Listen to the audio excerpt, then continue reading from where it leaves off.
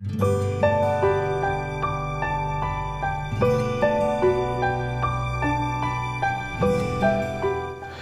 saudara, senang berjumpa kembali. Tema pembahasan kita kali ini adalah hidup di bawah pohon ara.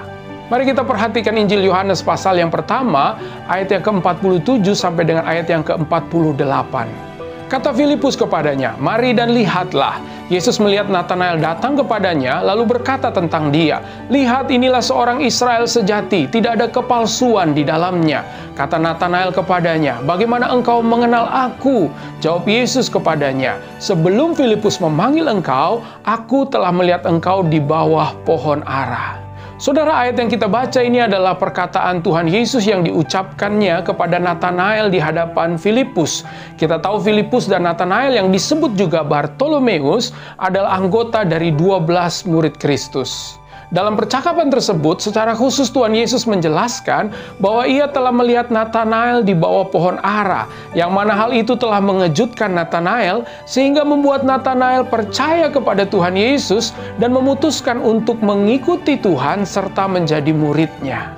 Yang menarik dari peristiwa ini adalah bagaimana Tuhan memuji Natanael sebagai seorang Israel sejati yang tidak memiliki kepalsuan di dalam hidupnya. Tuhan juga mengejutkan Natanael sebab ia mengatakan bahwa sebelum Filipus memanggilnya, Tuhan sudah melihat dia di bawah pohon ara, saudara. Pada pembahasan kali ini kita berupaya memahami mengapa Tuhan menyebut Natanael sebagai Israel sejati dan apakah makna hidup di bawah pohon ara. Saudara, karena Tuhan telah melihat Natanael di bawah pohon ara lah yang membuat Tuhan menyebut Natanael sebagai Israel sejati.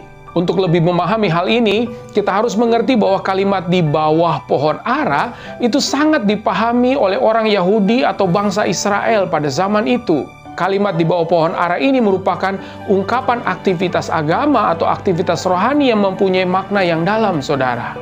Di bawah pohon ara adalah kegiatan pribadi, mempelajari dan merenungkan Taurat Tuhan, serta berdoa dalam pengharapan akan Mesias, sebuah kegiatan yang mendatangkan damai dan ketenangan di hati. Dalam gambaran orang Yahudi, pohon ara adalah lambang kedamaian. Pohon ara yang rindang dan berbuah-buah itu akan menjadi berkat bagi banyak kehidupan. Dan duduk di bawah pohon ara ini melambangkan orang yang selalu merindukan firman Allah, merenungkan serta merefleksikan hidupnya sehingga orang tersebut bisa menemukan hikmat dan kebijaksanaan Allah di dalam hidupnya. Mika 4 ayat 4-5 berkata, "Tetapi mereka masing-masing akan duduk di bawah pohon anggurnya dan di bawah pohon aranya dengan tidak ada yang mengejutkan, sebab mulut Tuhan semesta alam yang mengatakannya.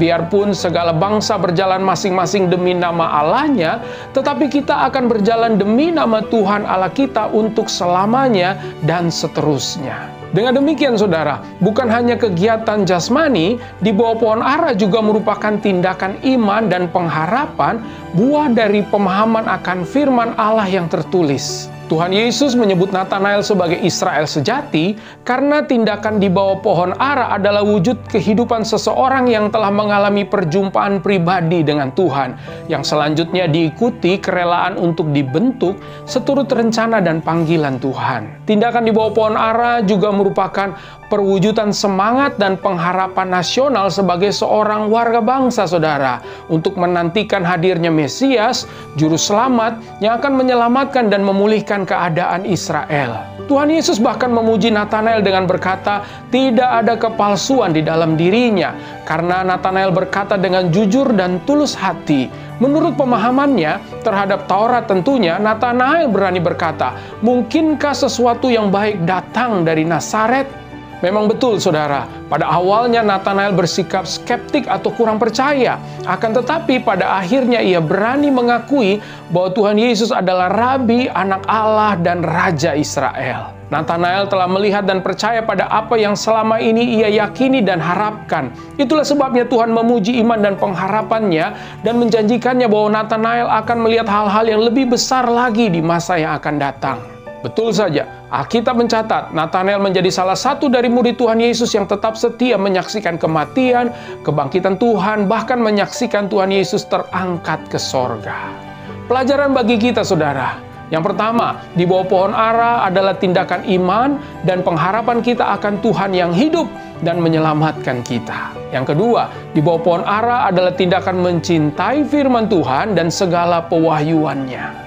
Yang ketiga, di bawah pohon ara adalah kecintaan dan kebiasaan kita untuk menghampiri hadirat Allah dan melihat tahta kasih karunia-Nya. Yang keempat, di bawah pohon ara adalah semangat yang tidak pernah padam untuk menanti-nantikan janji Tuhan. Yang kelima, di bawah pohon ara adalah tempat Tuhan membentuk kita menjadi Israel yang sejati. Yang keenam, di bawah pohon ara adalah tempat Tuhan melihat kita yang setia datang kepadanya dan menjalani hidup tanpa kepalsuan dan kemunafikan. Dan yang ketujuh, di bawah pohon ara adalah tempat Tuhan memperlihatkan kemuliaan-Nya dan segala hal yang heran, besar, dan ajaib bagi kita. Haleluya, haleluya, haleluya. Terima kasih saudara sudah menyaksikan video ini. Selamat melanjutkan kehidupan yang berkemenangan bersama Kristus. Doa saya buat setiap saudara, Tuhan Yesus memberkati. Immanuel, Ia menyertai kita senantiasa.